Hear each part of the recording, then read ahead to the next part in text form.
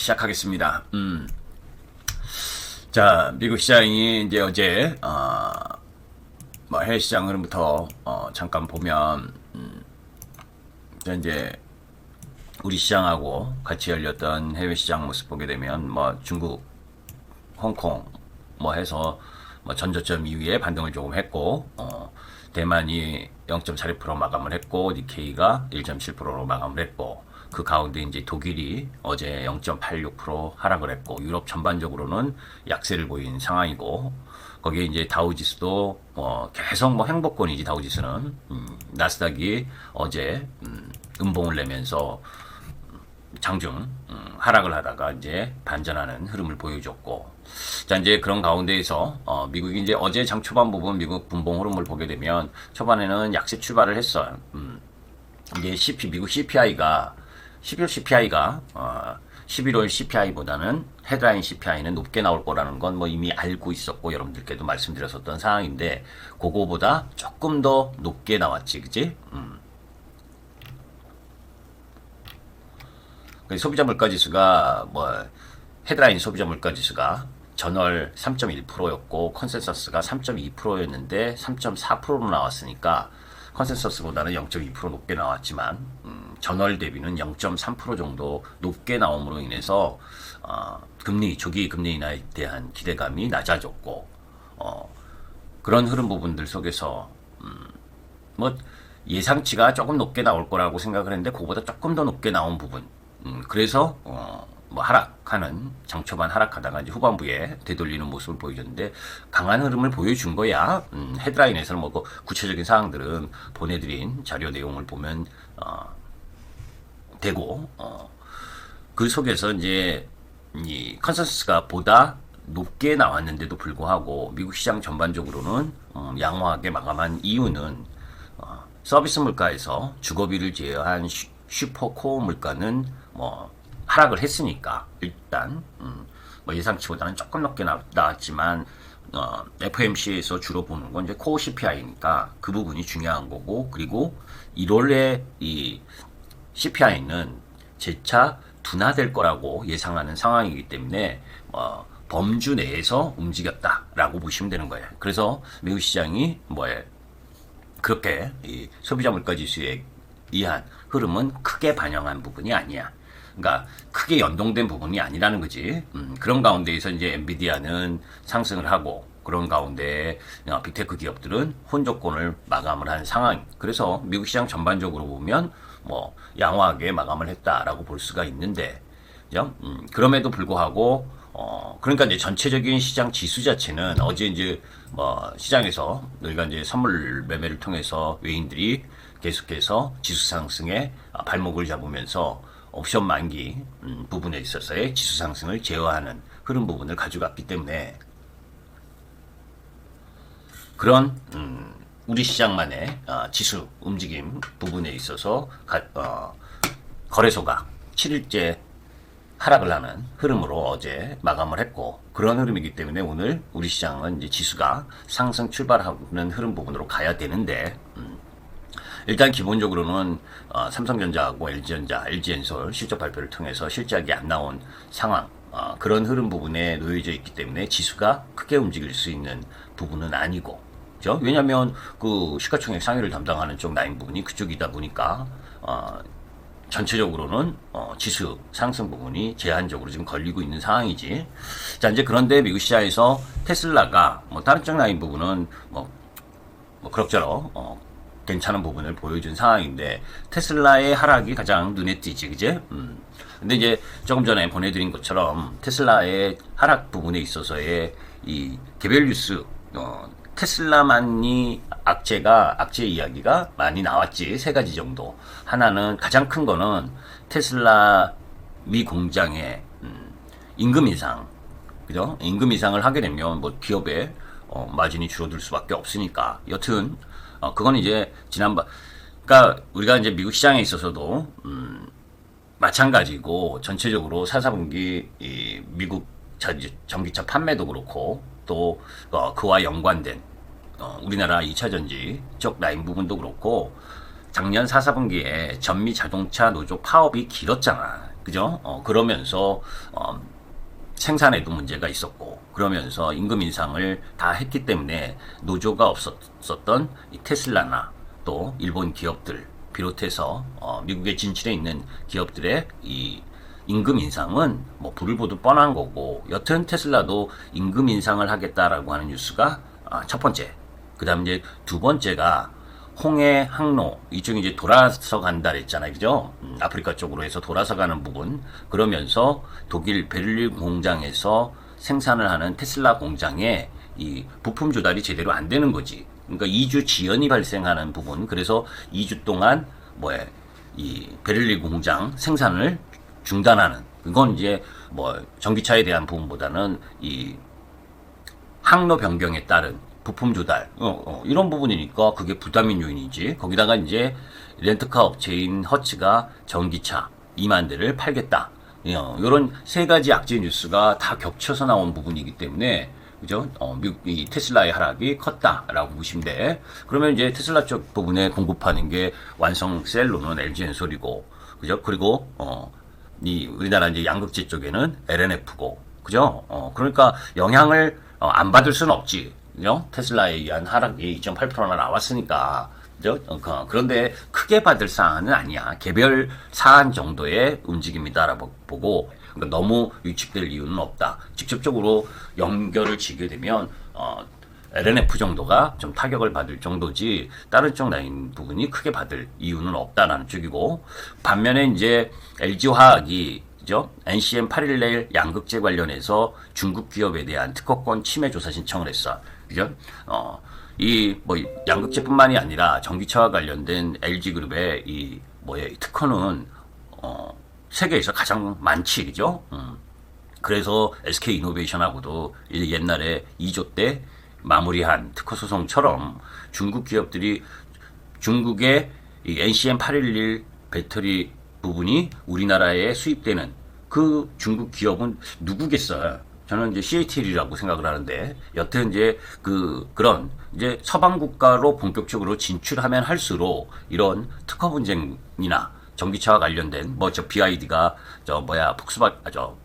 누구예요? 포르쉐지, 그지? 그 차 똑같은 모양 그런 거 서방으로 나오면 그죠?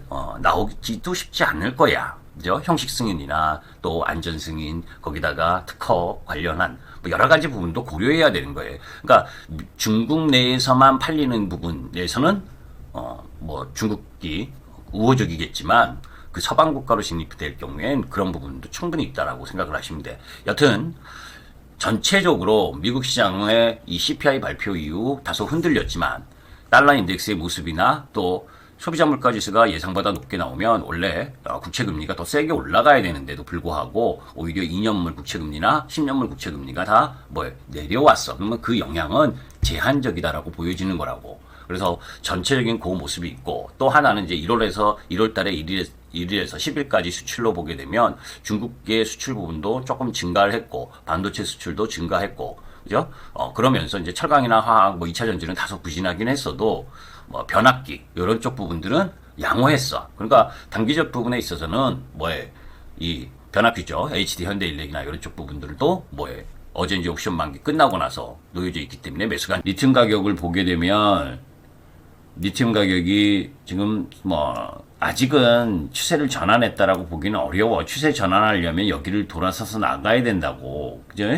여기서 지금 계속 오락내락 하면서 움츠리잖아. 그지? 그러니까 지금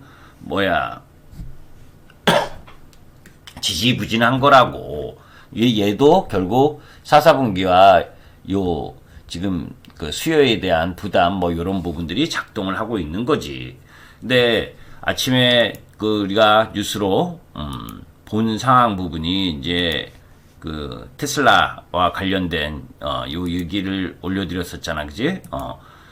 테슬라 요 임금 인상 통보 미국 공장 요 부분에 있어서는 전미 자동차 노조에서 다른 GM이나 포드 이쪽 라인 부분들 다 임금 인상을 했기 때문에 임금 인상을 할 수밖에 없는 상황이야. 이건 테슬라의 개별 악재인 거고, 두 번째 이제 렌터카 허츠가 전기차 2만 대 매각 발표했다는데, 얘네는 요거다고 뭐에 전기차의 가장 큰 문제는 사실 뭐니 뭐니 해도 얘가 그 허치가 이야기한 뭐 수리비가 많이 든다. 저는 그건 아니야. 왜냐면 제 뭐 친구나 동료 뭐 후배들 이 전기차 타는 거 보면 제일 문제는 수리비 별로 나오지도 않아. 사고 났을 때는 좀 나오지만 그죠? 뭐 브레이크 패드가 있어. 뭡니까? 엔진 오일을 갈아. 지금 잘못하면 카센터 다 망해. 그죠? 대부분 무선 업데이트나 이런 쪽 소프트웨어 쪽에 그 전자기기 장비 쪽이 비싼 거지. 실제로는 가장 안 좋은 건 충전기야. 네, 카이엠님, 충전기. 그러니까 렌터카를 타는 사람들은 그죠? 여행에 가서 렌터카를 타는데 당연히 충전을 하는 흐름 부분을 시간을 소요하는 게 제일 아까울 거 아니야. 그죠? 그러니까 렌터카하고는 충전기가 보급화가 세게 되지 않는 이상은 없지. 그런데 조금 전에 카이엠님, JKK님 더 사라고 한 종목은 그거 충전기도 하지? 그죠? 여튼 무슨 이야기냐면 지금 테슬라가 제일 그래도 미국에서는 충전기 부분을 설치가 잘 돼 있잖아. 그런데도 우리나라에 비하면 인당 충전기 대수가 너무 부족한 거야. 이제 그런 부분에 대한 부담이기 때문에 그런 충전 시설을 늘리지 않는 상태에서 렌터카의 부분이 이 전기차를 하는 건 다소 부담이라고.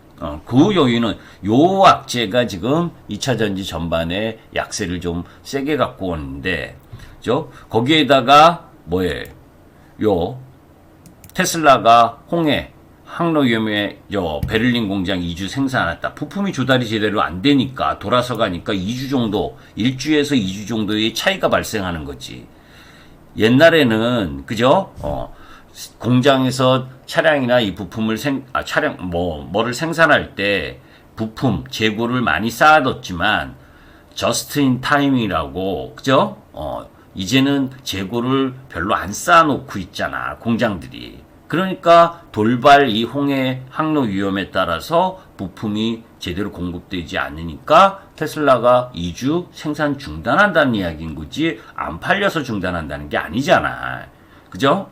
그러니까 요건 테슬라 개별 위험이라고. 그러면 테슬라 쪽에 연관되어 있는 LNF 이건 하락이 좀 세게 나와도 되는 거야. 그런데 지금 모습을 보게 되면 너무 과하다. 그죠? 그리고 시장 전반이 오늘 전체적으로 약세 흐름이 세게 진행되는 건 요 부분이 가장 큰 거지, 지금. 이란이 미국 선박 납포했다. 그죠? 요게 조금, 시장 전반에 약세, 거기에 2차 전지가 약세를 보이니까 뭡니까? 코스닥 지수가 약세를 보이고, 코스닥 지수가 약세를 보이는 가운데 프로그램 매도를 계속 때리는 흐름이 전개가 된 거야. 이해되지? 그런 흐름 부분들이 진행되는데, 그러면 지금 2차 전지 양극재도 지금 떨어져서 LNF가 가장 큰 영향을 받고, 그러면서 에코프로비엠이나 LNF, 삼성 SDI, LG엔솔 다 떨어져. 지금 삼성 SDI의 PER 계산하면 14배밖에 안 돼. 응? 성장에 대한 부분, 주가가 떨어져서 엊그제 삼성 SDI로 외국인들 죽사발나게 프로그램 매도 때렸지만, 그죠? 이 4분기 우려 때문에 지금 계속 지지고 복구하면서 움직여지는 거지, 절대 가치는 이미 기대치를 하회한다라고 하는 부분이 작년 10월 3, 4분기 실적 발표하고 나서 계속 나왔던 거기 때문에 거기서 더 떨어지기 쉽지 않아. 그죠? 그러면 그 섹터에서 제가 수요일에도 이야기했지만 지금 삼성전자가 빨간불을 내고 있지만 삼성전자가 지금 여기서 더 올라갈 수 있는 근거가 뭐가 있냐고. 반도체가. 그죠? 없어. 쉽지 않아. 그죠? 그래서 여러분께 이야기하는 오늘도 이야기하는 건 눌러줄 때 급락이 나올 때 2차전지 배터리 양극재 쪽을 사야 되는 거고 그게 시간이 걸리니까 그죠? 아까 이야기한 송배전망이라든지 그런 걸 눌러줄 때 나름 그 옆다리 옆에 있는 쪽 라인 부분을 좀 매수해서 움직이는 거다고 아시죠? 지금 이 달러 인덱스라든지 그리고 금리 뭐 이런 전반적인 흐름을 봤을 때 미국 70금리 10년물 금리 이것도 마찬가지고 지금 유가가 2% 올랐다고 이 소비자 물가 지수가 더 세게 올라갈 수 있는 부분 크지 않고 전체적으로 바라보면 지금은 금요일 시장에다가 테슬라 악재를 심하게 부각시키는 그런 중이다.